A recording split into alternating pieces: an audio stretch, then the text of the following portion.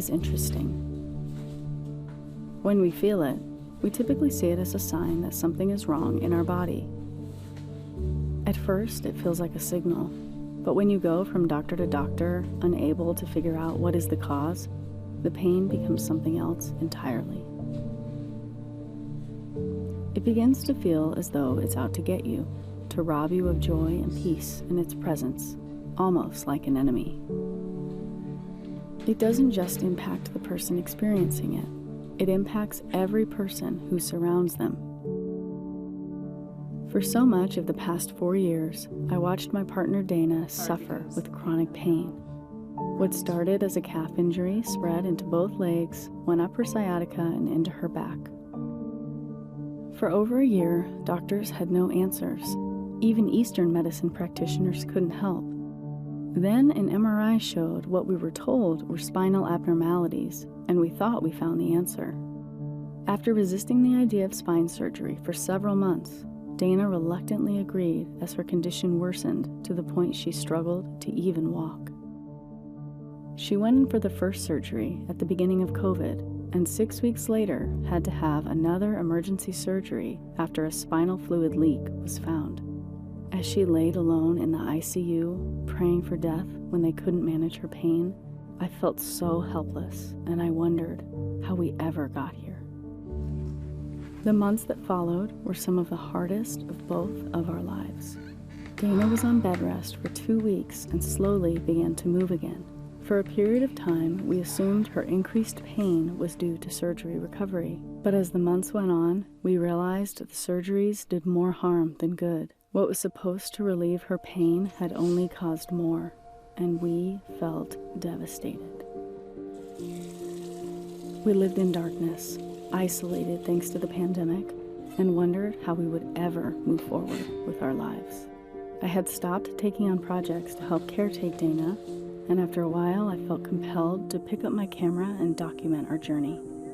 I believed for a miracle and wanted to have a camera in hand when it happened. Then, slowly, something began to shift, and for the first time since spine surgery, we felt hopeful and open to the possibility that maybe there was a better way. Knowing Dana was among countless others all over the world who suffer with chronic conditions such as pain and illness, I wanted to understand, how did we get here? So we went to visit the ex-spine surgeon Dana had been meeting with weekly, Dr. David Hanscom, who left his practice to help those suffering with chronic pain. My pain started in 2017, and nobody could figure out or understood where it was coming from. So I think I had a legitimate injury. I was running on a treadmill, I pulled a muscle, and then I have an MRI. Right. And I see these results of spinal stenosis, degenerative disc disease, and a herniated disc at L5-S1 with nerve compression. Right. And I say, that's it. Should that have been causing pain? Does that cause pain in everybody? Bulging disc, herniated disc, bone spurs, arthritis, all those have been documented not to cause pain. I don't want to throw my colleagues under the bus because we are trained this way. And so we feel as surgeons, if somebody comes to our office, if everything else has been exhausted, we're the last resort, we feel somewhat obligated to do something. The business of medicine has kidnapped us. They've kidnapped you, they kidnapped me. At my hospital, there was actually a computer program that actually measured my contribution to the profit margin. Wow. Based only on procedures, not on outcomes. This is all over the country. This is not just me. There's not one research paper, not one paper in 60 years that says spine surgery works for back pain. But we're upwards of $20 billion a year of surgery for that operation on normal spines. And guess what? The burden of chronic disease right now is almost $4 trillion a year. So we have all this technology, people are getting worse. We're not solving the problem. And why I quit my practice is that the problem is actually solvable. Dr. Hanscom has helped hundreds of people go pain-free and believed the secret was in understanding the brain and the nervous system.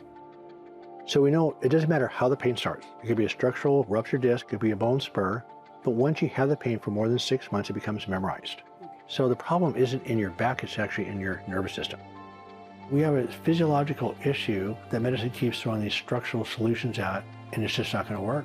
By the way, the research shows that chronic stress is what causes chronic pain and disease. It's not the big stress, it's just the low-grade, chronic, low-grade stress.